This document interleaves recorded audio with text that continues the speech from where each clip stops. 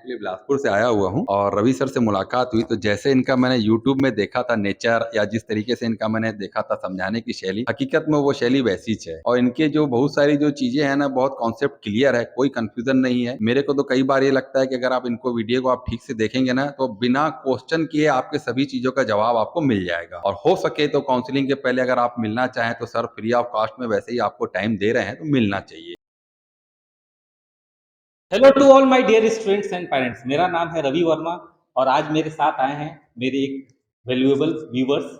और चूंकि मैंने आपको बताया था कि अगर आपके मन में कोई डाउट हो तो आप सैटरडे को मुझसे आके ऑफलाइन मिल सकते हैं। तो सर काफ़ी दूर से आए हैं, बिलासपुर से आए हैं और इन्होंने जो भी सवाल पूछा मैंने उसको बताया है। अगर आपके मन में भी कोई डाउट है जिसको आप क्लियर करना चाहते हैं तो मैं आपको एक डेट दे देता हूँ। आप चाहें तो 23 जुलाई 23 जुलाई जो आपको संडे है, दोपहर के 12 से 1 के बीच में आप आके मुझसे मिल सकते हैं। आपके मन में कोई भी डाउट है या फिर कोई सर्टिफिकेट आप दिखाना चाहते हैं तो आप मुझे दिखा सकते हैं। मैं टोटली फ्री ऑफ कॉस्ट ये कार्य करता हूँ ताकि लोगों का जो कंफ्यूजन है उसको दूर किया जाए और लोगों के प्रॉब्लम्स को सॉल्व किया जाए। तो मैं चाहूंगा सर थोड़ा सा एक फीडबैक हमारे बारे में बताएं कि कैसा हम लोग काम कर रहे हैं। मैं एक्चुअली बिलासपुर से आया हुआ हूँ और रवि सर से मुलाकात हुई तो जैसे इनका मैंने यूट्यूब में देखा था नेचर या जिस तरीके से इनका मैंने देखा था समझाने की शैली, हकीकत में वो शैली वैसी है।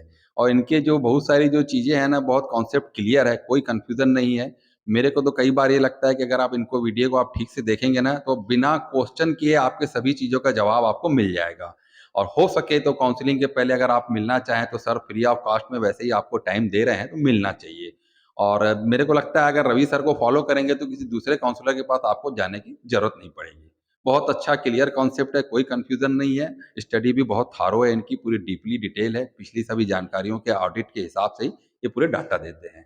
और सर का मैं बहुत शुक्रिया अदा करूँगा कि इन्होंने मेरे को समय दिया और मेरे को बहुत अच्छा लगा। आज भी जब मैं चर्चा हुई, बोले आप जब भी है कोई भी दिक्कत है, आप इत्मीनान से आप कन्फ्यूज़न दूर कर सकते हैं। धन्यवाद। Thank you. तो मैं आप लोग को ही बोलूंगा कि अगर आपके मन में कोई भी डाउट है, देखिए मैं फ़ोन रिसीव नहीं कर पाता हूँ। इसके पीछे कारण ये है कि क्लासेस वगैरह रहती हैं, कुछ स्टाफ टीम को भी मैनेज करना पड़ता है। लेकिन जैसे आपका काउंसलिंग की कोई भी डाउट है, तो आप एक तो कमेंट कर सकते हैं। मैं मैक्सिमम टू मैक्सिमम ज़्यादा देर तक वीडियो इसलिए बनाता हूँ ताकि आपके कमेंट्स कहीं न कहीं आ जाए। और अगर मान लीजिए फिर भी नहीं आ पा रहा है, तो आप मुझसे ऑफलाइन मिल सकते हैं जिसका कोई कॉस्ट नहीं लगेगा। 23 जुलाई 23 जुलाई को दोपहर के 12 से 1 के बीच में। अच्छा, मुझसे कुछ बच्चे ऐसे पूछ रहे हैं कि सर सीजीडीएमई का रजिस्ट्रेशन कब से स्टार्ट होगा? तो जैसा कि खुशखबरी आपको पता है कि एमसीसी का स्टार्ट हो चुका है। उसका रजिस्ट्रेशन जो है 20 जुलाई से शुरू होने वाला है।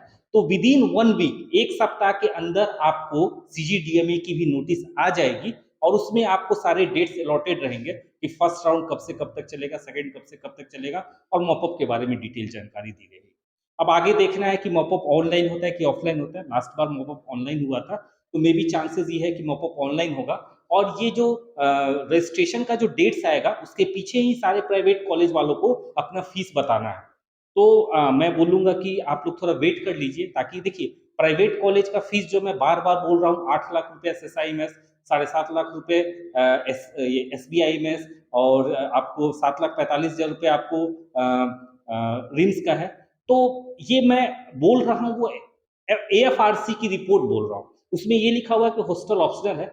लेकिन मानना नहीं मानना कहीं ना कहीं कितना कॉलेज वाले उसको मान रहे हैं नहीं मान रहे हैं, वो तभी पता चलेगा जब उनके नोटिस में आएगा। तो अपन एक बार उनके नोटिस आने का वेट करेंगे, ज्यादा समय नहीं बचा है।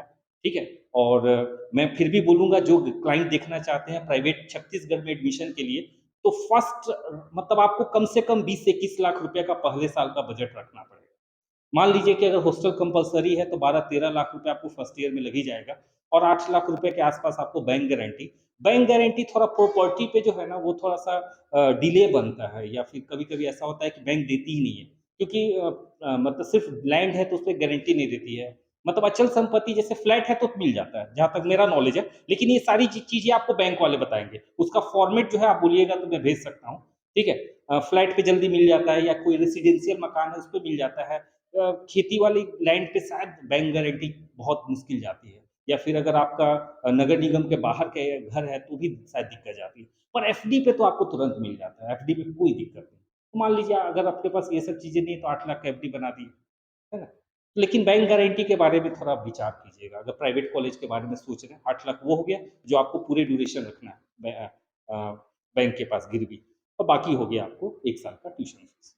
तो पहले से तैयार हो जाइए, जो भी बच्चे आपको प्राइवेट या गवर्नमेंट कॉलेज में एडमिशन लेना चाहते हैं, सारे डॉक्यूमेंट्स रेडी कर लीजिए, बहुत कम समय बचा हुआ है, और कोई भी डाउट हो तो हमारे कमेंट सेक्शन में ज़रूर पूछिए।